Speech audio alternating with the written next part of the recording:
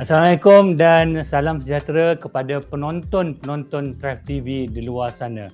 Okay, bersama saya Husni Ahmad as a co-founder of Vito Bazar yang akan menjadi host anda pada episod pada kali ini. Alright. Okay. So, sebelum kita bermula, izinkan saya nak memberi nasihat atau memberi ruang kepada saya untuk beritahu supaya kalau boleh minta anda semua like and share dan berikan komen yang bernas anda kepada kami di Facebook kami di Thrive TV ini. Okey, hari ini kita ada satu topik yang sangat-sangat menarik. Alright, satu topik yang sangat menarik di mana hari ini kita akan membincangkan tentang topik bangkit di saat pandemik, di mana kita akan discuss tentang ciri-ciri DNA usahawan Islamik. Alright, so bersama saya adalah Haji Ismail bin Haji Omar yang merupakan pengasas kepada Arabian Kitchen. Okey, beliau juga mempunyai sebuah company dalam industri pembinaan dan dalam pada masa sama di kala pandemik ini, okey, Haji Ismail ini mempunyai sebuah kilang atau sebuah kebun yang berdensiti tinggi untuk menjadi sebagai sinergi kepada perniagaan yang berasaskan makanan. Dan hari ini kita akan ambil inspirasi daripada beliau, tips-tips yang berguna, ilmu yang berguna yang kita boleh share ramai-ramai dan kita boleh ambil input untuk manfaat bersama. Okey, Assalamualaikum Haji. Waalaikumsalam warahmatullahi wabarakatuh. Okey, sihat Haji? Alhamdulillah, macam biasa.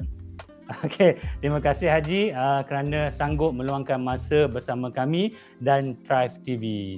Okey Haji, seperti mana kita tahu, keusahawanan ni telah wujud pada berabad tahun yang lalu. Di mana sejak zaman Rasulullah SAW lagi, okey, kita nampak kita telah diberitahu atau kita telah berada dalam dunia keusahawanan sejak zaman Rasulullah lagi, di mana beliau telah berniaga sejak kecil lagi. Dia berniaga bersama Siti Khadijah dan akhirnya Siti Khadijah menjadi isteri kepada baginda. Alright, so apa yang boleh saya cakap kat sini pada pandangan Haji lah, alright, di kala pandemik yang sedang berlaku di dalam negara kita, okay, dan di dunia pun sekalipun, adakah pada situasi ini adalah kita boleh panggil sebagai turning point atau masa yang terbaik untuk kita beralih arah atau seseorang itu untuk bermula perniagaan atau menjadi salah seorang usahawan? Okay, apakah pandangan Haji? Alhamdulillah, minasyaitanirrajim. Bismillahirrahmanirrahim. Assalamualaikum warahmatullahi wabarakatuh. Pertamanya saya mengucapkan setinggi pujian dan syukur kepada Allah SWT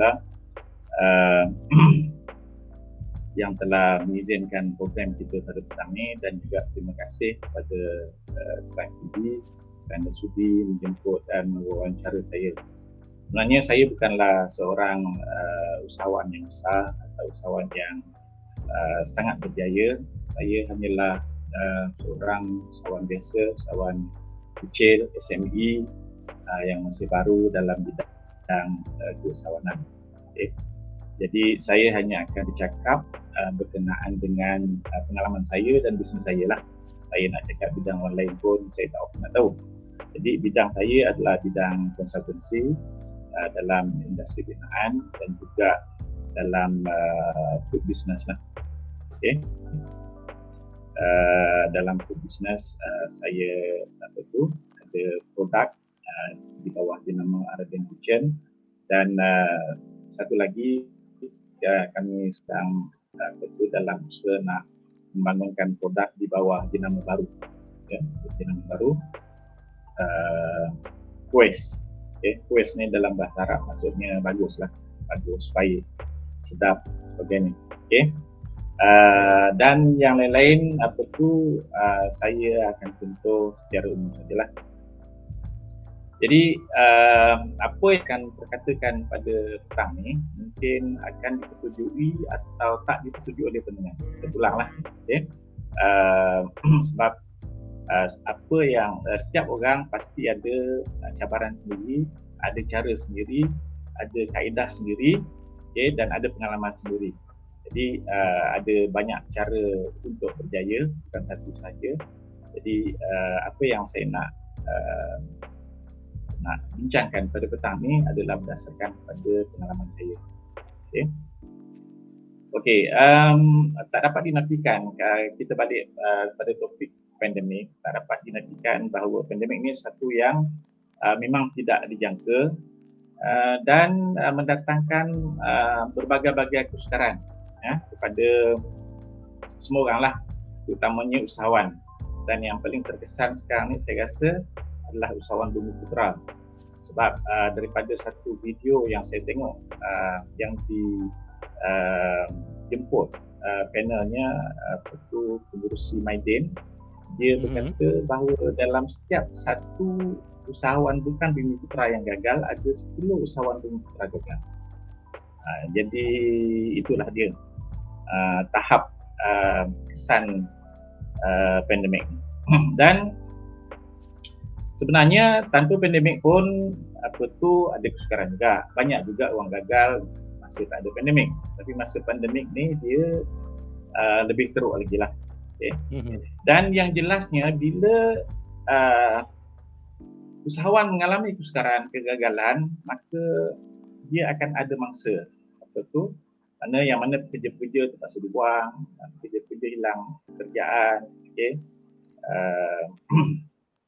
Dan daripada data yang dikeluarkan oleh pihak kerajaan, ada lebih kurang dalam 700,000 ke 900,000 orang yang kehilangan pekerjaan semenjak pandemik ni berlangsung. Jadi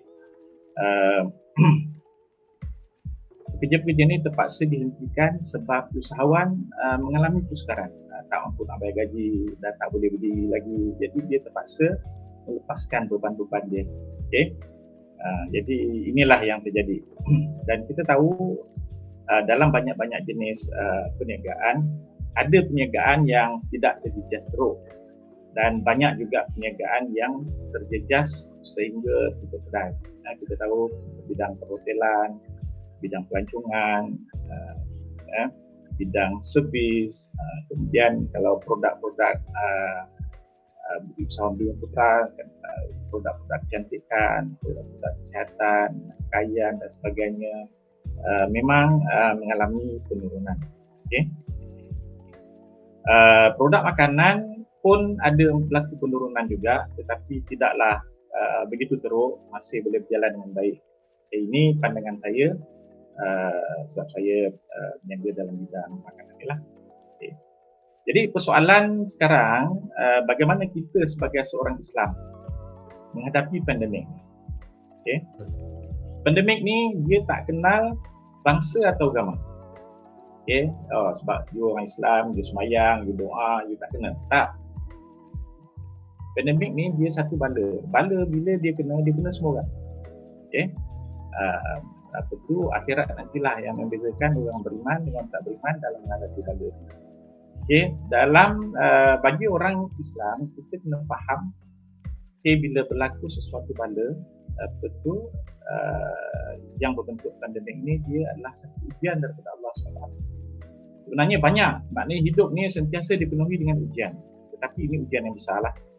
Okay. Pandemik ni adalah satu peringatan keras daripada Allah SWT, yang mana kalau kita baca Al-Quran, Allah telah jelaskan bahawa umat-umat zaman dulu, daripada umat Nabi Nuh, Nabi Lut, Nabi Hud, okay, masing-masing semua telah diuji dengan bencana bala kerana mereka telah lari daripada apa yang Allah tujuankan kehidupan manusia dalam hidup ini. Bila mereka lari, Allah nak bawa balik. Allah mana selain daripada Allah turunkan rasul-rasul, Allah juga musnahkan golongan yang tak nak sedar ni. Okay. Jadi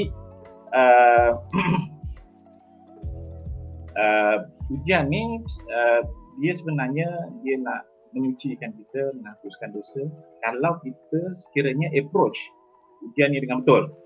Tapi kalau kita tak approach dengan betul, dia bala tu bukan saja di dunia, dia akan berterusan sampai akhirat. Yang ni yang kita tak nak.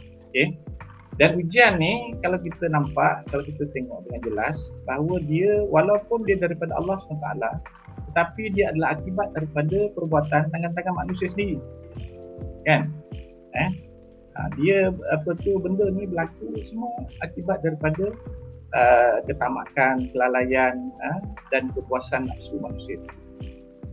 Jadi dalam hal ni kita sebagai seorang Muslim, sebagai seorang Islam adalah satu kewajipan pada kita untuk kita kembali kepada Allah Taala. Apa maksud bila kita kata kembali kepada Allah Taala?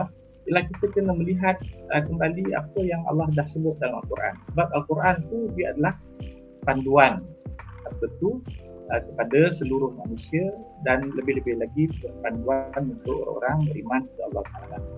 Okey. Jadi pandemik ni walaupun dia meresahkan, tetapi kita tidak boleh berputus asa.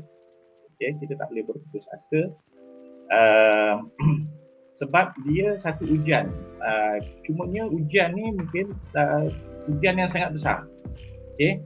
Kalau kita kata ada exam, dia mungkin ada term exam apa semua, tapi ni final exam lah. Dia punya susah dia tu. Sebab Allah SWT memang dah sebut dalam Al-Quran, kalau kita tengok Allah cerita tentang penciptaan manusia. Dan dalam penciptaan ni Allah sebut manusia ni memang dicipta untuk diuji. Antaranya adalah ayat nombor 2 dalam surah Al-Insan. Al-Insan ni manusia lah, manusia. Okey. Allah sebut Bismillahirrahmanirrahim, inna khalaqnal insana min nutfatin amsyajin nabtalihi. Okay. Sesungguhnya kami telah jadikan manusia tu daripada cecair yang bercampur. Okay. Daripada nutfah yang bercampur. Okay. Nabtalihi, maknanya kami akan uji dia. Maknanya Allah SWT ni bila dia cipta manusia tu, dia punya tujuan bagi Allah SWT adalah untuk menguji manusia. Okay? Untuk menguji manusia. Nak cari mana manusia yang benar-benar beriman kepada Allah SWT dan yang tidak beriman. Kemudian untuk menghadapi ujian ni, Allah SWT sambung ayat tadi tu. Allah SWT kata faja'alnahu sami'an basira. Untuk nak menghadapi ujian ni, Allah bekalkan kita dengan 2 panca indera yang sangat-sangat penting. Okey. Itu telinga dan juga mata. Sami'an basira. Allah sebut telinga dulu, lepas tu mata. Okey. Ada sebablah kenapa Allah sebut telinga dan mata. Sebab kejadian manusia dekat dalam rahim manusia, dalam rahim ibu pun yang mula-mula Allah yang yang develop adalah pendengaran. Lepas tu barulah mata. Betul Haji. Okey. Kemudian bila kita diuji, kita akan bergantung kepada diri kita. Ujian ni memang sangat dia punya tu. Jadi kita tidak boleh berputus asa. Dia banyak dalam Al-Quran, kita tak boleh berputus asa. Dan macam mana nak menghadapi ujian ni, yang paling penting sekali adalah diri kita. Sebab Allah SWT sebut dalam Al-Quran, innallaha la yughayyiru ma biqaumin hatta yughayyiru ma bi anfusihim. Allah tak akan tukar nasib sesuatu kaum, nasib seseorang kalau dia sendiri tak nak tukar. Maknanya kalau dia pasif, menyerah, apa semua tu, maknanya kalau dia keadaan dia tak berubah, dia susah, maka susah tu jangan salahkan orang lain, jangan salahkan Allah Taala, jangan salahkan takdir. Susah tu adalah pilihan kita. Jadi ini yang kita kena faham. Dan kita tengok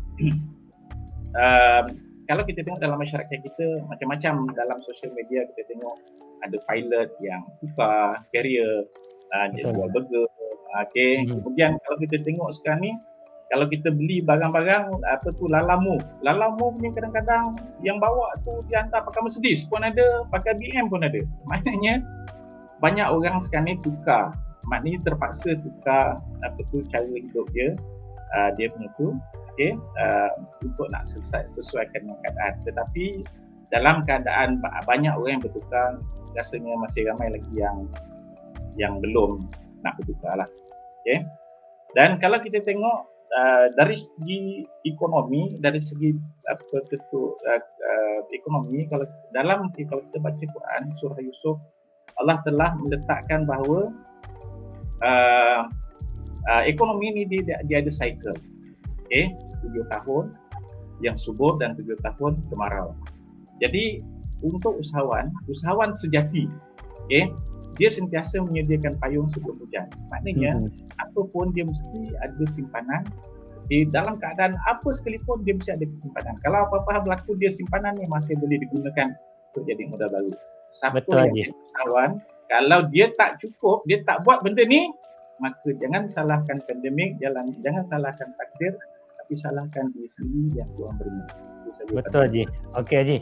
Terima kasih atas nasihat Haji. Saya pun dah dengar ni pun, saya pun sendiri cukup terkesan. Saya rasa satu nasihat yang sangat-sangat berguna, bukan kepada orang luar saja, saya sendiri pun cukup terkesan Haji. Alright. So Haji, secara ringkaslah saya nak tanya Haji, apakah kriteria untuk menjadi seorang usahawan yang berjaya lah, lebih lagi pada masa atau musim yang tidak menentu ni di kala pandemik ni? Okey, untuk jadi seorang usahawan, saya rasa antara ciri yang paling penting sekali, ni pandangan saya lah, okey, dia mesti ada satu vision, okey. Sebab kita bergerak berdasarkan kepada apa yang kita pandang, apa yang kita nampak di depan kita. Jadi vision ni sangat penting. Vision dia bukan angan-angan. Vision ni adalah satu benda yang kita nampak, yang kita nak buat, okey, yang boleh berhasil dalam, dan kita boleh ukur dalam satu tempoh yang tertentu. Okey. Jadi contohnya katakanlah kita nak jadi apa? Kita nak jadi peladang jaya. Okey. Kita vision, okey. Kita nampak bila kita nak ni. Jadi kita kena realistik. Okey, kita nak tanam pokok apa? Kalau nak tanam pokok durian, kenalah tunggu 3-4 tahun sampai durian tu boleh berbuah. Okey. Jangan ingat tanam durian hari ni, bulan depan dah nak jual. Okey. Dan kita pun dalam meletakkan vision ni, kita pun kena peka. Sebab sekarang ni ramai orang tanam durian. Saya buka YouTube, orang Indo tanam durian. Orang Malaysia tanam durian. Orang Thai tanam durian. Bila habis pandemik ni semua tanam durian. Okey, bila dah dalam pandemik ni, orang Vietnam pun tanam durian, orang Kemboja pun tanam durian juga. Okey.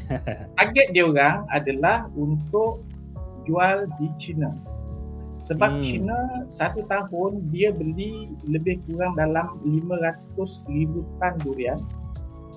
Okey, dan ataupun lebih kurang dalam 20 juta biji durian. Okey. Setahun. Jadi besar. Dan durian dekat China pun harga dia hampir dekat RM300 kilo. Ya. Okey. Tetapi apa yang mereka tak sedar, bila dia letak vision ni, dia tak sedar yang China pun sebenarnya sedang mengusahakan ladang durian. Okey. Lebih besar daripada kita. Ya, di wilayah Hunan. Okey. Kemudian dia dah try tanam duriannya semenjak tahun 2019, tahun 2020 setahun durian dia dah mula berbuah. Wah. Kalau kita kat Malaysia tahun 3 tahun ni je. Ya, pada tahun 2021 average setiap pokok boleh keluarkan 20 biji buah. Jadi siapa yang tanam durian, okey, ada niat nak kaya, durian mungkin akan jatuh harga. Macam pandemik sekarang ni pun kan? Jadi bila kita buat vision, kita kena peka, kita kena faham, kita kena nampak apa benda yang akan berlaku akan datang. Okey. Selepas kita ada vision, kita kena ada mission. Okey. Kalau vision tadi kepercayaan, maknanya apa yang kita percaya akan berlaku. Yang kedua, mission. Mission ni adalah apa yang lahir daripada hati kita. Okey, apa sebab kita nak buat benda tu? Kita nak kaya ke? Okey, kita nak macam-macam lah. Tapi tujuan utama orang berniaga ni nak kaya lah. Vision dia. Okey. Tetapi apa yang kita nak kena faham, bila kita jual satu produk, okey, kita punya mission sepatutnya untuk nak membantu masyarakat. Kita nak menyelesaikan apa masalah masyarakat begitu. Bukan semua masyarakat, mungkin segmen-segmen dalam masyarakat. Okey. Contoh macam saya buat produk paste. paste nasi Arab. Sekarang pun saya ada buat produk paste lain, apa semua yang ni lah. Contohnya paste masak rendang, paste masak ayam masak merah, paste asam pedas, paste sambal, macam-macam lagi yang saya tengah buat. Okey, apa tujuan saya, mission saya buat benda tu? Sebenarnya saya nak membantu.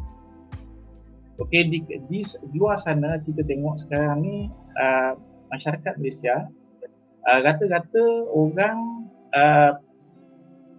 perempuan suri rumah, dia terpaksa bekerja macam suami. Okey. Yep. Jadi bila dia bekerja, dia kena pergi kerja sama-sama, balik lepas tu dia nak kemas rumah, dia nak jaga rumah tangga pula. Kan? Suami mungkin baca WhatsApp, baca apa balik, kan? Yalah. Jadi dia nak kena basuh baju, nak kena jaga tanah, banyak benda dia kena lipat baju, nak gosok baju. Jadi dia tak ada masa. Okey, bila tak ada masa ni mood pun tak bagus. Kan dia punya tu. Okey, jadi saya punya produk, saya buat dia macam Maggi. Maknanya you tak perlu buat apa, you masuk air saja. Okay, you nak masak contohnya you nak masak nasi Arab saya, you tak perlu nak buat apa, satu pun tak perlu. You masuk air je, itu sekatan. Okay, you nak masak rendang saya, you tak perlu masak apa, you tak perlu apa, you cuma taruh air dengan taruh santan saja. Garam, asam tak payah, semua dah ada. Okay. Kemudian you nak masak asam pedas ataupun masak rendang, masak asam pedas, you taruh air je dengan ikan ataupun ayam. Jadi tak perlu nak buat banyak-banyak. Jadi mission saya sebenarnya adalah untuk nak bantu menyelesaikan masalah. Satu lagi, kita tengok cara generasi baru. Generasi baru ni dia dididik oleh mak bapak, belajar. Okay. Dulu generasi saya, anak perempuan dia ajar untuk dapur. Masak apa semua. Jadi bila dia besar, bila dia berkahwin, bersuami, dia pandai masak. Anak zaman sekarang ni, dia cuma pandai order saja. Masak tu kurang pandai. Okey. Order semua buy online. Jadi sekarang dia nak makan sedap. Jadi kalau dia gunakan produk saya, dia tak perlu nak susah-susah. Sekarang tak payah masuk asam, tak payah masuk apa, tak payah masuk air saja, dia akan jadi. Produk tu sangat berkualiti dan memang sedap lah. Jadi tujuan mission kita. So kita ada vision, kita ada mission. Okey. Dan dua benda ni adalah kalau tadi saya sebut bila Allah SWT jadikan manusia dalam surah Insan tadi tu, Allah sebut jadikan telinga dan juga mata. Okey. Tapi kalau kita tengok dalam surah As-Sajdah ayat 8 ataupun 9, Allah SWT sebut Bismillahirrahmanirrahim, tsumma sawwahu wa nafakha fihi min ruhi wa ja'ala lakumus sam'a wal absara wal afidah qalilan ma tashkurun. Maknanya Allah kata dalam surah tu bila dia jadikan manusia ni disempurnakan ditiup roh, Allah jadikan pendengaran, penglihatan dan juga hati. Okey. Jadi apa yang saya nak cerita sebagai usahawan, maknanya kita selain daripada kita gunakan kita punya ni, kita mesti gunakan hati kita. Okey. Kenapa kita berniaga? Okey. Jadi dua benda, akal dan juga hati. Jadi ialah masa tak cukup ni, kalau nak sembang banyak lagi. Betul Haji. Itu kita boleh buat slot lain lagi panjang untuk Haji. Okey, so saya nampak kat sini antara kriteria utama yang Haji sebut tadi adalah vision dan mission Haji. Itu antara perkara yang memainkan peranan yang penting untuk seseorang itu untuk mula masuk ke dalam dunia usahawan. Okey Haji, antara daripada apa yang Haji cakap tadi, okey, saya nak tanya sedikitlah antara strategi pemasaran yang boleh kita ambil dan paling berkesan sepanjang pengalaman Haji menjalankan bisnes ni Haji. Okey, dari segi strategi pemasaran ni dia bermula dengan kita memilih produk dan juga memilih segmen pelanggan. Okey, macam saya kata tadi, masa saya buat produk tu saya fikirkan tentang pelanggan. Siapa nak beli produk tu? Okey, macam mana dia nak suka produk aku? Dia mampu beli ke tak mampu beli? Okey, berapa kali dia nak makan sebulan? Okey. Kemudian bila kita dah tengok yang tu, kita tahu siapa dia ni. Macam tadi saya sebut suri rumah. Okey. Jadi kalau suri rumah yang mampu beli ni kat mana yang banyak? Okey. Saya ambil contoh, kalau kita pergi pejabat kerajaan atau pejabat swasta, dia ada satu pegawai, ada 10 bukan pegawai, betul? Kalau kita pergi pejabat kerajaan lah, ada satu pegawai, ada 10, kerani lah, pembantu takbir lah, apalah. Tapi kalau kita pergi ke sekolah, semua cikgu tu graduate. Semua mampu beli. Okey. Dan cikgu ni pula, dia punya karakter dia kena orang lain masuk pejabat pukul 8. Dia pukul 7 dah kena ada dekat sekolah. Okay? Dia tak boleh lagi datang sampai lagi lambat daripada pengetua atau datang lagi lambat daripada murid-murid. Kan? Jadi tak kena. Jadi bila dia kena pukul 7 daripada dia kena lebih awal datang sekolah, dia kena lebih awal tinggalkan rumah. Okay? Kemudian bila dia bekerja pula, dia tak macam pegawai duduk. Kan? Ataupun orang kerja pejabat duduk, dia terpaksa berdiri sambil berjalan, bercakap, kemudian dengan hadapi anak-anak murid, kan, stres. Okay? Jadi penat. Okay. Jadi ni orang ada duit, penat. Okay. Jadi kalau kita nak offer apa produk yang memudahkan dia, kurangkan penat dia tu, ini yang paling senang sekali. Jadi kita kena pilih kita kena pilih produk dan kita kena pilih segmen. Siapa yang ni? Jadi bila kita nak buat marketing, okey, kita marketkan ciri-ciri produk kita kepada siapa yang kita nak jual.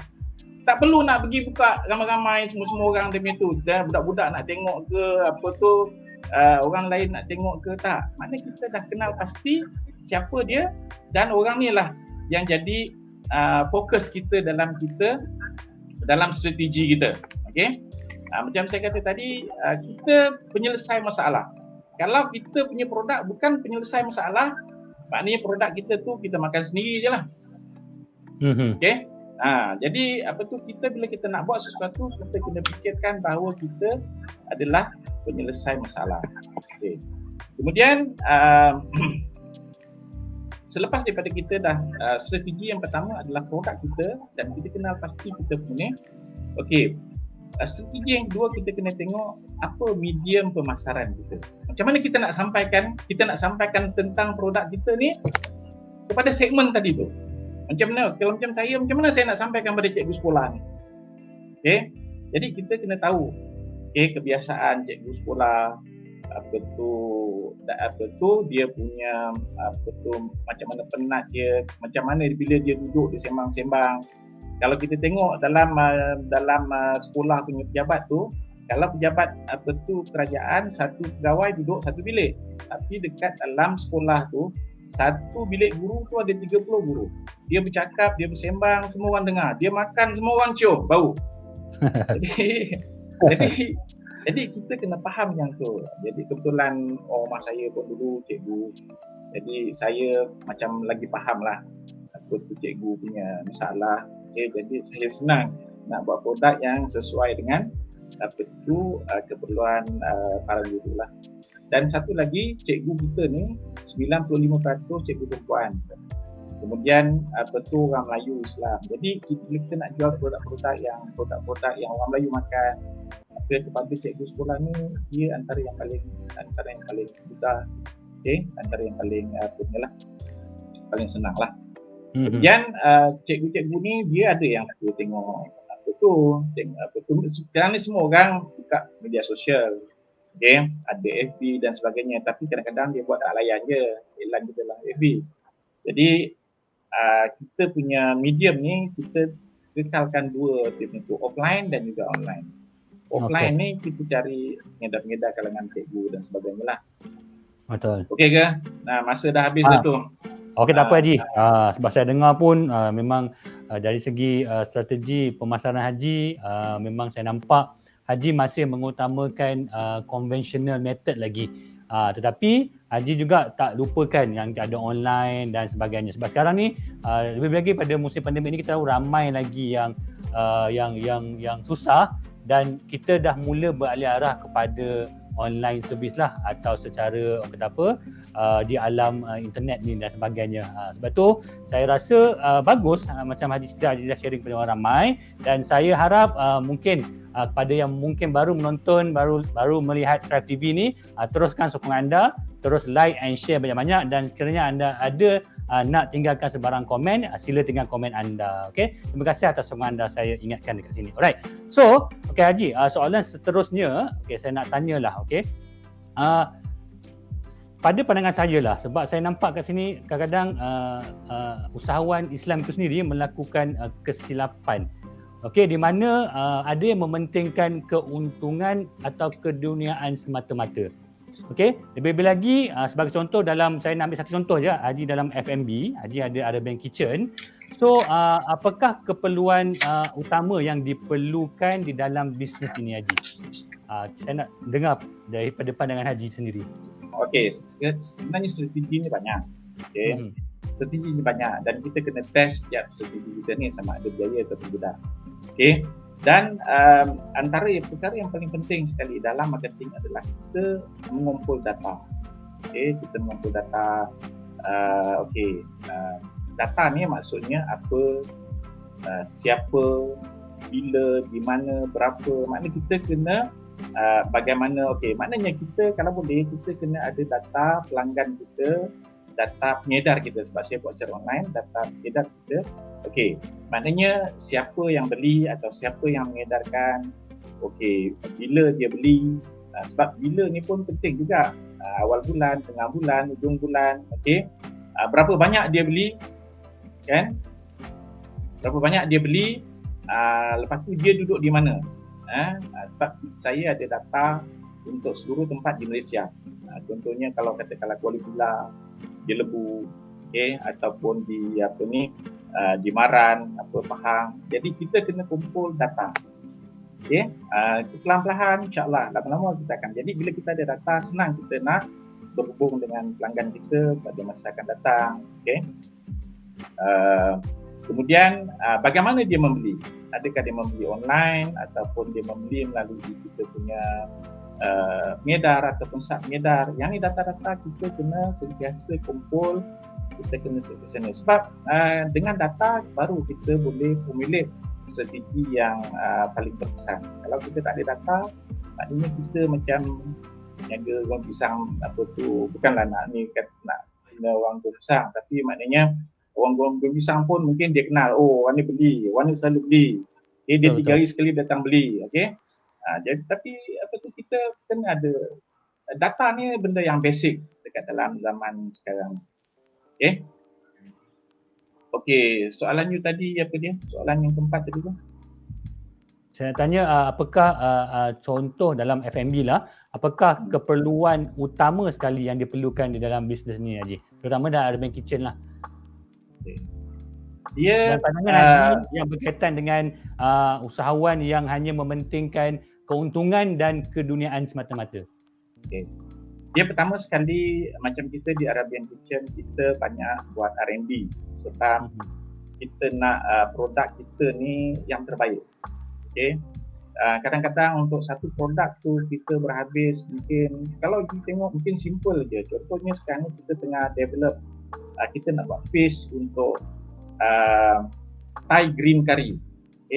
Thai green curry. Thai green curry ni kalau kita pergi restoran Thai biasa pun tak ramai, tak banyak restoran yang jual. Dia jual tom yum banyaklah. Hanya bila kita pergi restoran Thai yang macam upmarket sikit, baru dia ada jual green curry. Kalau di Thailand, green curry ni dia dah jual dalam bentuk paste, tapi dekat Malaysia belum ada lagi. Jadi kita sekarang tengah develop. Dan kita buat cara yang autentik. Dan bila kita develop, kita timbang setiap ingredient tu to the nearest 1 gram. Maknanya kalau kita kata kita nak masuk minyak katakanlah 37 gram. 37 gram means 37 gram. Kalau dia lari 36 ataupun 38. Dia akan lari sikit-sikit, sangat lebih itulah. Dan untuk produk, untuk nak buat R&D ni, kita habiskan satu ni mungkin dekat dalam lingkungan 15 ke 20 ribu. Maknanya kita test banyak kali. Sebab apa? Bila produk tu dah siap, kita nak ketahanan kita akan pertama kita akan bagi orang try dulu. Yang kedua, kalau orang kata okey produk-produk ni kita dah ni, so kita akan masak lagi, kita akan simpan. Sebab produk kita akan simpan dalam sejuk beku, kita akan simpan dalam kereta, kita akan simpan dalam sampai 2 minggu, 2 bulan, kena panas apa semua. Definisi kita nak tengok ketahanan produk kita ni supaya produk kita ni dia betul-betul sebila dia sampai kepada pelanggan dia tak ada masalah. Lagi mana ada masalah, selagi tu kita tak release, kita tak keluarkan. Okay. Jadi pertama yang itulah. Dan kita kena jujur dengan kita punya pelanggan. Maknanya kita bukan jual produk yang sebab kita ada segmen market kita. Maknanya orang yang educated makan kita punya produk. Kita punya harga pun tidaklah maknanya kata macam terlalu murah. Dan of course memang bukan yang paling mahal. Kita sebenarnya kalau produk nasi Arab ni kita kira trendsetter. Kita letak harga ni, kalau orang lain dia lawan harga kita, maknanya dia memang tak boleh tak boleh suat. Okay? Betul. Jadi kita buat kita jujur. Maknanya kita tak ada nak nak. Dan pada kita elemen-elemen rasa bau apa semua ni, so kita cuba rasa dengan kita cuba kekalkan dengan sebaik mungkin lah. Okay, walau macam mana pun dalam makanan ni selera tiap orang tak sama. Kalau you makan nasi lemak Melaka, saya orang Melaka. Okay, dengan nasi lemak Batu Pahat, orang saya Batu Pahat, tak sama. Tapi sebab dia dah masak, kita makan je lah. Okay. Jadi begitu juga maknanya kalau nasi lemak Kelantan ke mana ke, memang tak sama. Okay, sambal tak sama, apa semua tak sama. Jadi rasa berbeza. Jadi bila rasa berbeza, of course ada orang yang suka, ada orang tak suka. Jadi bergantung siapa suka yang ambil. Tapi pada pandangan saya bila kita buat cara macam tu, insyaAllah sebab market segmen ni besar, jadi kalau produk kita boleh laku ni pun kita alhamdulillah. Okay, kemudian kita berniaga ni, of course kita nak untung. Siapa yang tak nak untung? Kalau tak untung, kita tutup bisnes. Semua orang ada niat nak kaya. Okay, sahabat-sahabat Nabi pun ramai yang kaya. Sebab, tapi bila kaya tu bukanlah untuk kekayaan tu kita tak boleh bawa mati. Kita untuk dia punya. Tujuan saya berniaga, saya lebih kepada saya nak memberi pekerjaan. Okay, kita nak bagi orang sedekah setiap bulan, kita tak mampu. Okay, kita tak mampu. Kalaupun kita ada duit, kita mampu nak bagi, tapi dari segi perasaan kita tak mampu. Tapi kalau orang tu bekerja dengan kita bagi dia gaji. Ya, kita pun reda, tak apalah bagi dia gaji. Kerja-kerja tak apa-apa, nak bagus sikit pun tak apa. Yang penting dia dah ada kerja. Jadi ada sebab kenapa kita nak bagi dia duit setiap bulan. Okay. Dan satu lagi kita nak kena tengok sebagai seorang Islam, Allah SWT sebut rasanya di banyak tempat dalam Al-Quran, okay, dan salah satu tempat yang paling jelas berkenaan dengan dunia ni adalah dalam surah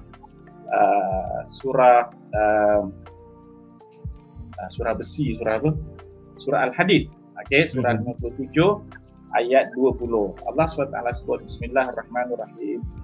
I'lamu annamal hayatud dunya la'ibun wa lahwun wa zinah wa tafakurun bainakum wa takaturun fil amwali wal aulad kamathali ghaythin a'jabal kuffara nabatuh thumma yahiju fatarahu musfarra thumma yakunu hutama wa fil akhirati 'adzabun syadid wa maghfiratun minallahi wa ridwan wa mal hayatud dunya illa mata'ul ghurur. Allah bagi peringatan bahawa sesungguhnya hidup atas dunia ni dia adalah main-main. Okay. Kemudian dia bersenda gurau, hiburan. Kemudian dia adalah perhiasan. Kemudian dia adalah satu kehidupan yang nak menunjuk-nunjuk antara satu sama lain. Kemudian untuk nak berebut-rebut, okey, wataka turun fil amwal, berebut, nak cari dunia, nak cari harta, wal aulad, dan juga anak-anak. Kalau kita tengok kehidupan kita ni macam itulah, kita kecil-kecil main, kan? Pandai-pandai main tu, okey, dah pandai start nak solid dah, kan? Nak handsome, aju apa semua dia punya tu, okey. Dan lepas tu okey, bila dah kerja nak nunjuk-nunjuk kat orang beli kereta walaupun terpaksa berhutang, okey, pakai mewah-mewah apa semua macam itu. Okey, lepas tu makin lama kita bila dah pandai lagi, okey, berebut-rebut cari dunia ni. Tak cukup cari jalan apa tu yang halal buat yang haram.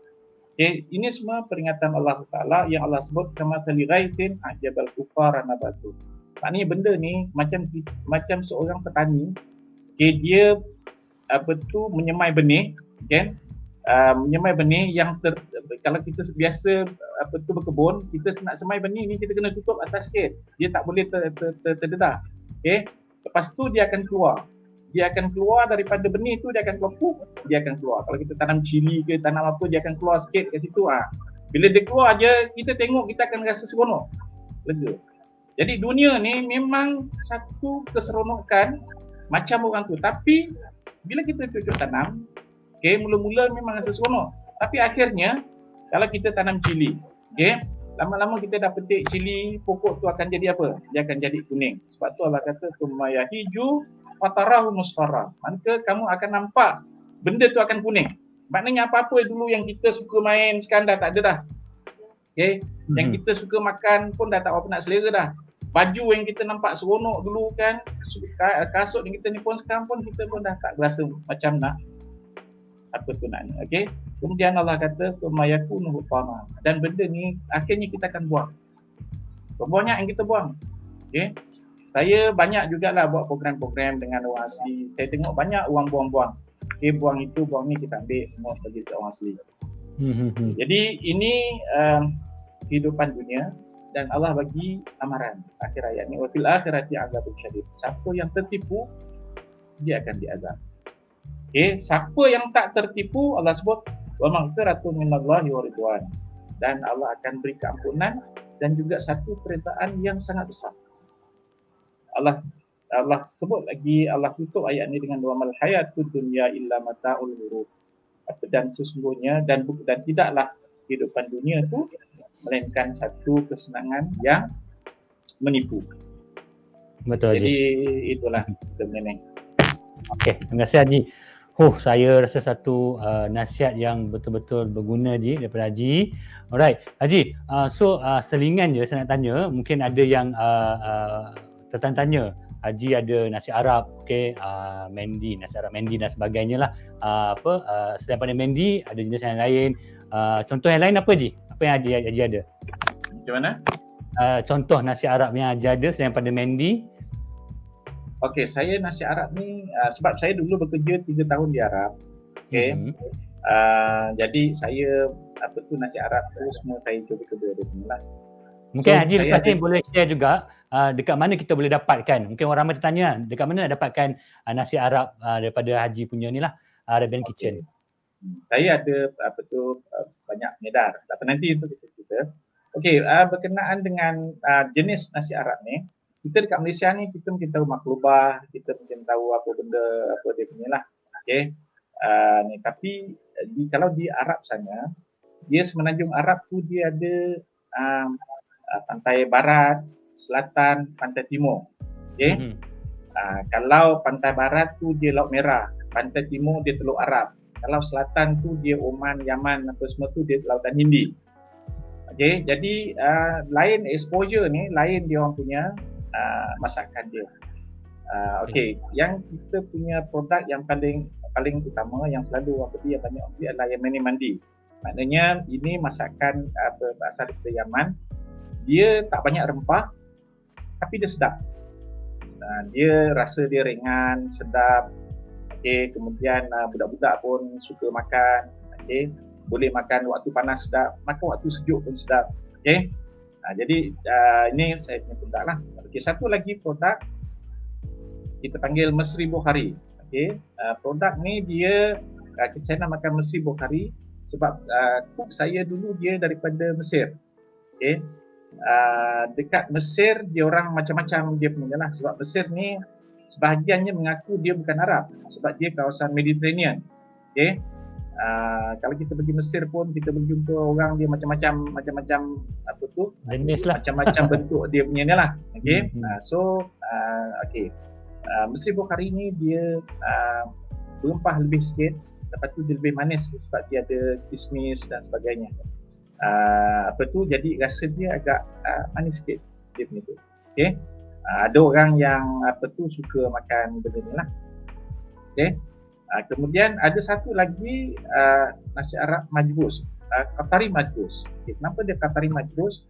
Sebab kalau kita tengok Qatar ni dia di pantai timur. Kalau kita tengok semenanjung Arab, sebenarnya yang kaya dia adalah pantai timur. Okey, Arab Saudi dia punya minyak dia dapat dekat Dammam. Okey, minyak paling banyak dekat Dammam. Okey, Qatar pun dia tepi selat Teluk Arab. UAE pun tepi Teluk Arab. Yang banyak, kemudian Oman pun dia minyak dia semua di kalangan di sebelah pantai timur. Okey, di sebelah pantai timur. Dan pantai timur ni dia share dengan Iran, dengan Pakistan sebelah sana. Macam kita dengan Sumatera, dia on the other side adalah Iran dan juga Pakistan. Pakistan dia memang banyak pakai rempah, dan Pakistan ni dia pedas sikit. Iran dia mungkin kurang pedas sikit lah dari Pakistan. Jadi dia orang dah biasa daripada dulu. Macam kita pun makanan kita banyak terpengaruh dengan Indon, dengan apa benda, dengan Siam. Jadi orang pun terpengaruh belakangan ni. Jadi majbus ni dia lebih berempah dan lebih pedas. Dia makan dia nasi Arab untuk lelaki sejati lah. So Haji, kalau nak dapatkan, boleh dapatkan di mana Haji? Okey, nak dapatkan ni saya dia boleh contact kita punya office, distributor lah. Tengok dia punya tu. Okey, dan kita akan halakan kepada kita punya pengedar ataupun sub pengedar. Sebab kita dengan pengedar, kita punya arrangement, kita adalah pengeluar, yang mana kita kontrol kualiti kita dia punya, dan pengedar kita adalah pengedar. Jadi kita tak campur aduk. Dengan tu bermakna kita ada satu hubungan simbiotik yang sangat bagus. Yang jujur. Maknanya kita pun tak cross untuk dunia tu, dan dia pula tak ni lah. Jadi maknanya kita pada pengedar kita nanti kita akan bagikan. Okey Haji. Okey, so saya rasa kita berada di akhir siaran Haji. Okey, untuk yang terakhir lah Haji, sebagai nasihat Haji kepada semua pendengar di luar sana. Kita tahu di musim pandemik ni ramai yang susah. Okey, ramai yang mungkin dah start untuk berniaga, dah mula start untuk menjadi usahawan, tetapi mungkin ada bisnes mereka tiba-tiba jatuh. Tak sempat nak naik, dah jatuh dulu atau terkapai-kapai. Mungkin mereka dah give up pun. So apa nasihat Haji yang Haji boleh berikan kepada orang yang macam ni lah, supaya kita dapat iktibar bersama? Dia bisnes jatuh bangun bisnes ni benda biasa. Macam saya kata lagi, semenjak zaman Nabi Yusuf dulu. Zaman Nabi Yusuf ni maknanya Nabi Ibrahim, Nabi Ibrahim, Nabi Ishak, Nabi Yaakob. Kemudian Nabi Yusuf, maknanya 4 generasi. Nabi Yusuf ni cucu pada Nabi Ibrahim. Masa tu dah berlaku isu maknanya economic cycle. 7 tahun yang subur, makmur, dengan 7 tahun melarat, maknanya kemarau. Jadi mesti ada rise and fall. Jadi kita jangan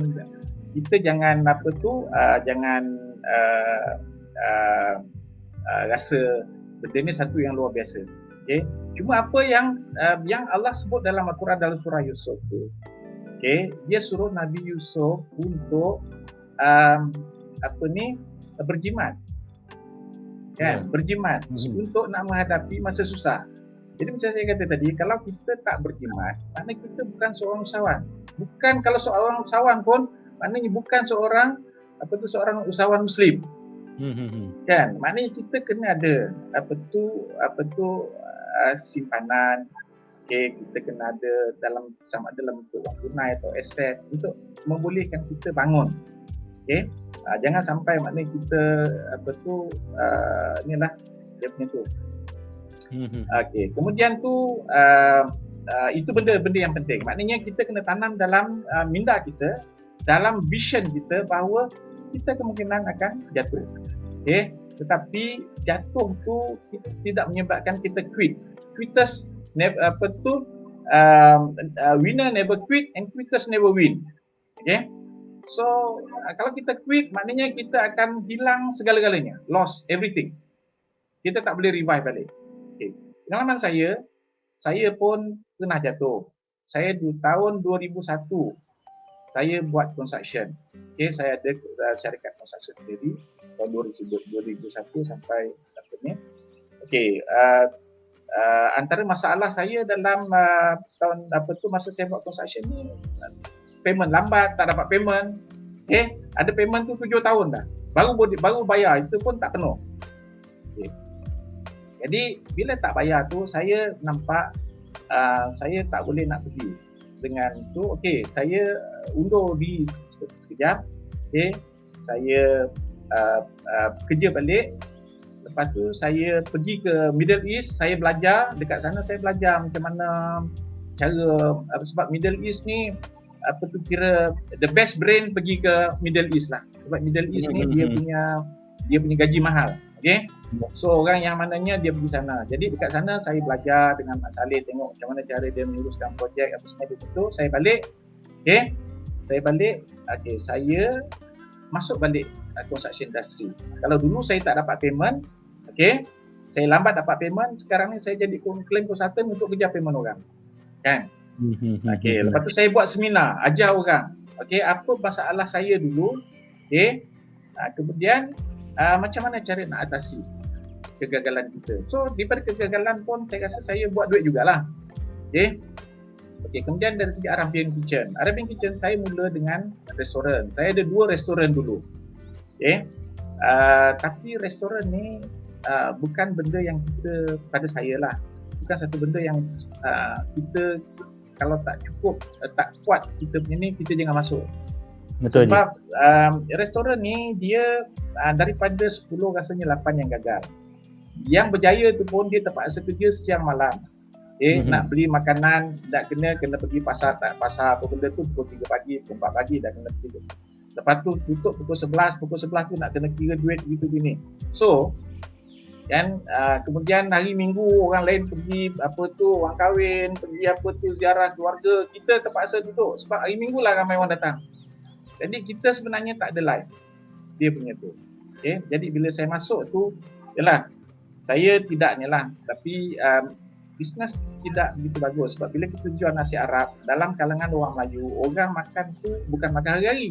Kalau kita jual nasi Arab kepada orang Arab, contohnya macam dekat universiti yang banyak Arab, orang Arab, contoh dekat Putrajaya, dekat Cyberjaya, dekat yang ada universiti lah, contoh dekat Gombak.